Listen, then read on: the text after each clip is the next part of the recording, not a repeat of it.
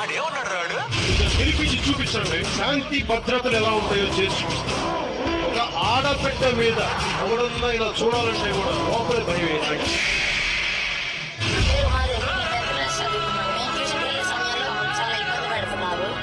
చాలా అసభ్యంగా మాట్లాడుతున్నారు. మాకు తీసుకెళ్ళాలంటే మాకు చాలా భయంగా ఉంది. వాళ్ళ పట్టాలు మమ్మల్ని కొట్టడం తినడం తాగేసి అసభ్యంగా ప్రవర్తిస్తున్నారు. మాకు మా ఇంట్లో చెప్తే మమ్మల్ని కొడతామని భయపెడుతున్నారు. ఇంట్లో ఏదో ఒకటి చేస్తామని భయపెడుతున్నారు. మా పిల్లలు ట్యూషన్ పోయే పరిస్థితులు లేదండి. పోదామంటే భయపడుతున్నారు.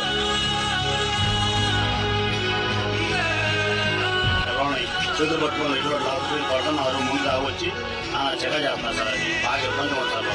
ఈ లేదు మరి మేము బతకాలా వెళ్ళిపోవాలా ఊరు బయటకు వెళ్ళిపోవాలా అర్థం కాదు సార్. ఆర్థికంగా బలహీనమైన, మానసికంగా